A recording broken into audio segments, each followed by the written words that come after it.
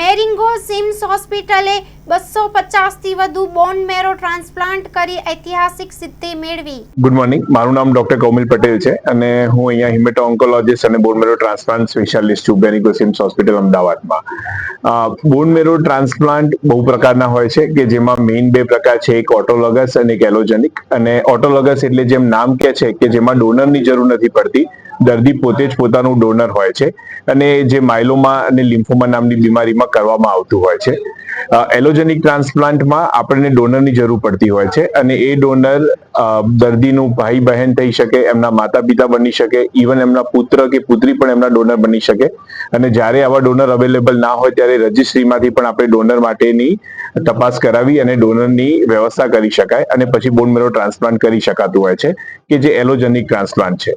સો આ બંને પ્રકારના ટ્રાન્સપ્લાન્ટ અલગ અલગ વસ્તુઓમાં અલગ અલગ બીમારીમાં કરવામાં આવતા હોય છે। એલોજેનિક ટ્રાન્સપ્લાન્ટ મોટા ભાગે જે લ્યુકેમિયાની બીમારી છે, થેલેસેમિયાની બીમારી છે, સિકલ સેલની બીમારી છે, એના અંદર કરવામાં આવતા હોય છે।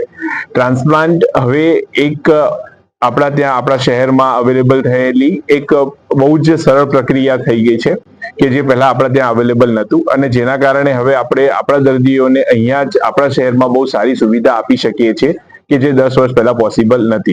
સો ટ્રાન્સપ્લાન્ટના રિઝલ્ટ ઘણા સારા હોય છે અને જેના કારણે આપણે દર્દીને कोई पण बीमारी थी मुक्त करी सके छे। बेंगानी, मैं एक पीडियाट्रिक हिमेटोलॉजिस्ट और बोन मैरो ट्रांसप्लांट फिजिशियन हूँ। कैंसर और ब्लड के डिसऑर्डर्स के ट्रीटमेंट में बोन मैरो ट्रांसप्लांट का बहुत बहुत इंपॉर्टेंट रोल है। अब ये ब्लड कैंसर ऐसे कैंसर हैं जो हमारे कैंसर की जो दूसरी सारी पद्धतियां हैं, जैसे सर्जिकल कैंसर का इलाज, मेडिकल ऑन्कोलॉजी, दवाओं से कैंसर का इलाज या रेडिएशन ऑन्कोलॉजी, इन सभी के अलावा इसके लिए इलाज की जो जरूरत पड़ती है वो बोन मैरो ट्रांसप्लांट बहुत ही हाईली स्पेशलाइज्ड प्रोसीजर है। और मैं बहुत प्राउड हूँ ये बताने में कि मेरिंगो सिम्स हॉस्पिटल अभी वेस्टर्न इंडिया, गुजरात, आसपास के 2-3 स्टेट्स जैसे राजस्थान, मध्य प्रदेश, इसमें सबसे लार्जेस्ट नंबर ऑफ ट्रांसप्लांट्स पिछले 2 सालों से करने वालों में से एक है। और सभी प्रकार के ट्रांसप्लांट, छोटे से छोटे बच्चे, 1-2 साल के बच्चों से लेके 60, 65, 70 साल के लोगों के अंदर ये ट्रांसप्लांट हो सकते हैं।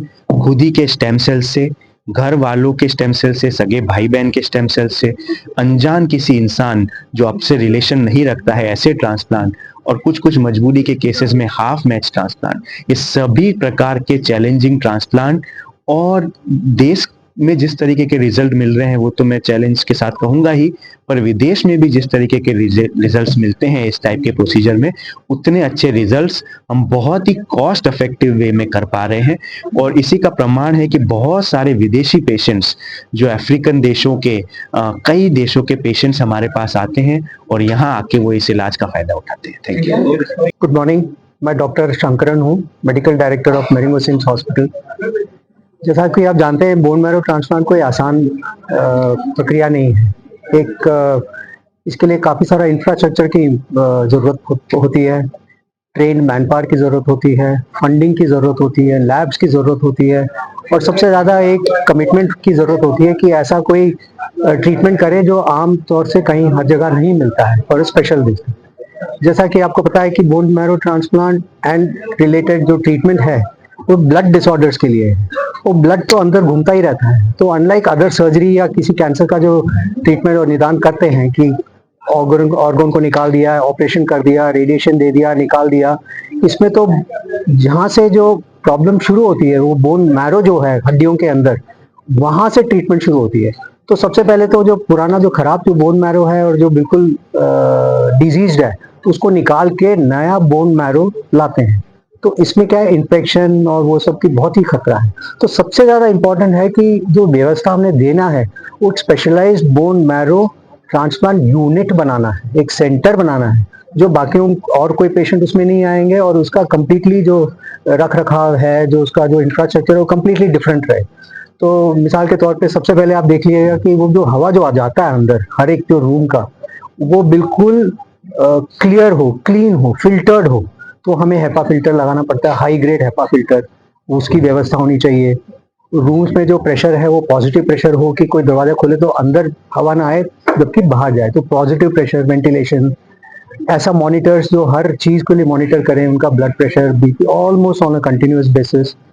इसके पीछे जो लोग जो इनके लिए ट्रीटमेंट करें, डॉक्टर्स तो हैं ही हैं, बट हमारे पास जो नर्सिंग चाहिए 24 आवर्स जो कंटिन्यूसली शिफ्ट में करते हैं, वो सब ट्रेंड रहते हैं बोन मैरो ट्रांसप्लांट के लिए।